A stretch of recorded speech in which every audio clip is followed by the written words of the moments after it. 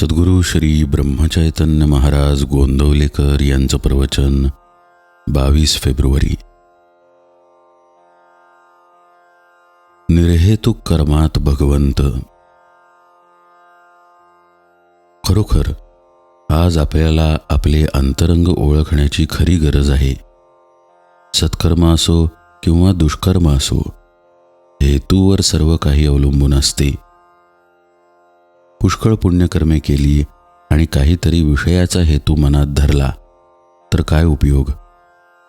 काबाड कष्ट खूप केले, बायको पोरे टाकून बाह्यांगाने कितीही केले तरी मन जोपर्यंत तिथे नाही तोपर्यंत राम नाही भेटणार. मनाला भगवंताची तळमळ लागली तरच त्याचा उपयोग. निर्हेतुक कर्मात भगवंत असतो, म्हणून आपली कर्मे तशी करावीत. खरे पाहता प्रापंचिका एवढे काबाड कष्ट साधकाला पारमार्थिकाला नसतात. प्रपंचाच्या काबाड कष्टांपेक्षा निम्म्याने जरी भगवंताकरिता केले तरी खूप फायदा पदरात पडेल. ज्या स्थितीत भगवंताने आपल्याला ठेवले त्या परिस्थितीतून त्याला ओळखणे सहज शक्य आहे.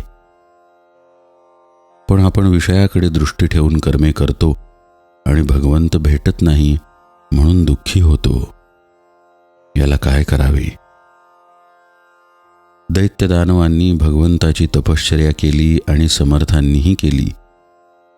दानवांनी हेतू धरून केली, त्यामुळे त्यांना हेतूचा विषयाचा लाभ झाला, परंतु भगवंत अंतरला. याउलट समर्थांना भगवंताशिवाय दुसरा कशाचाही लाभ नको होता. त्या लाभातच त्यांनी सर्वस्व मानले. उत्कट प्रेमामुळे भगवंताचा ध्यास लागतो.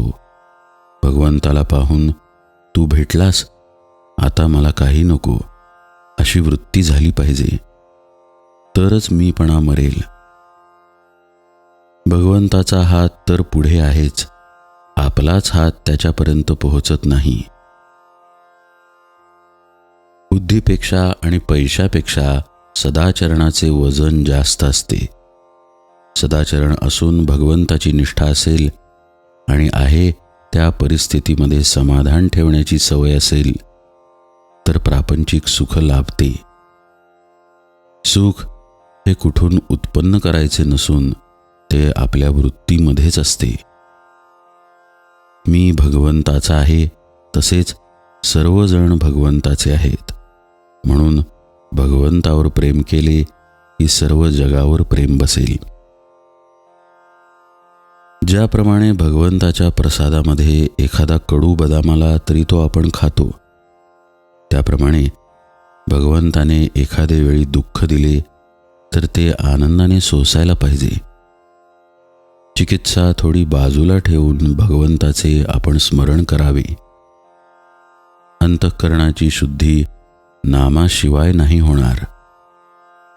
नामापरते काही नाही हे एकदाच ज्याच्या मनाने घेतले त्याला दुसरे काही सांगावे नाही लागत. मीठ म्हणून जरी साखर खाल्ली तरी साखरेची गोडी आल्याशिवाय राहत नाही.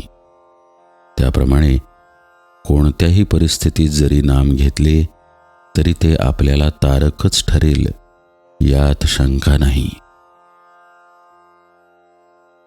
ज्याच्या मागे उपासनेचा जोर आहे तोच जगात खरे काम करतो.